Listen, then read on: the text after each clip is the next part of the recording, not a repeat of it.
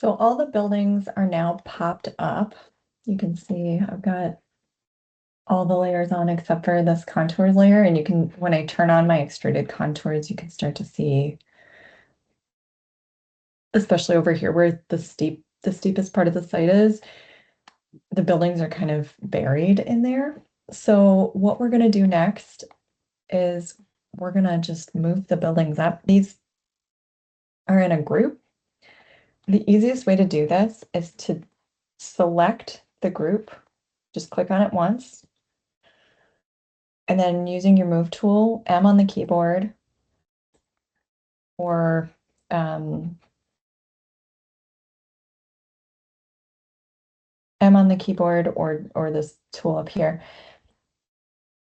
And you can just move all of the buildings up all at once in this section.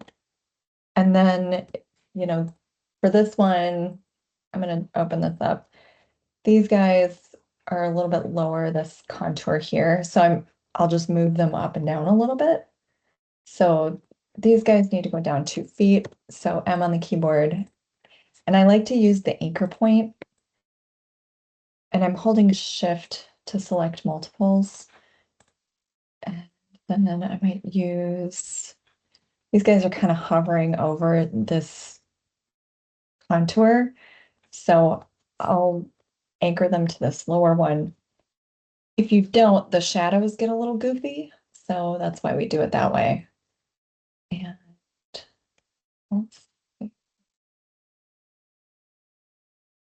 that's pretty good for those.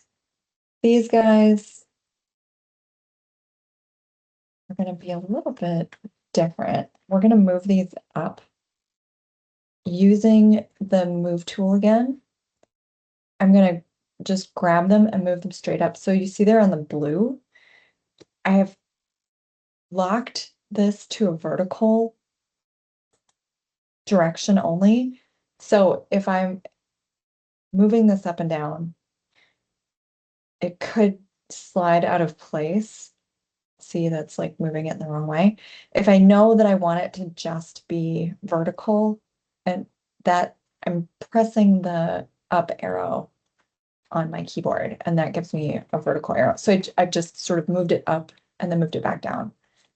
For this one, again, I'm going to use this anchor point. So M on the keyboard, and I'm going to move it straight up. One more. And this is kind of, this contour is running uphill. That I'm not going to worry about it too much because it's not a major focal point here. And then I've selected this next group, and I'm going to hit M and move that up as well. All right, so now my buildings are up, and I'm ready to place my parts. Oh, let me do these as well. So I've just selected those, and I'm going to M. Move this right up.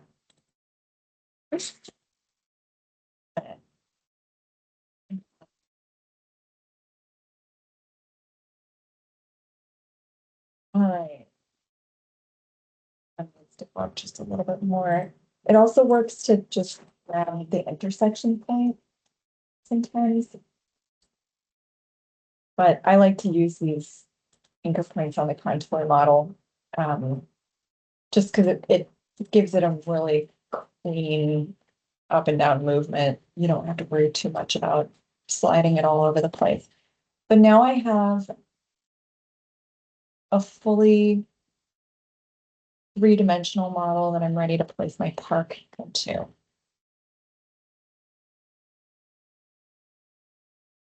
To place the park, I'm going to go to File,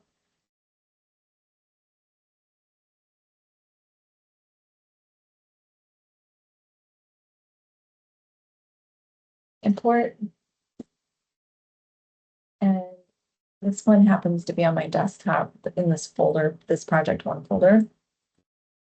And I've named it Westport Park 2026, and I'm just going to hit import, and then it'll think about it for a minute. And now it's got the Westport Park.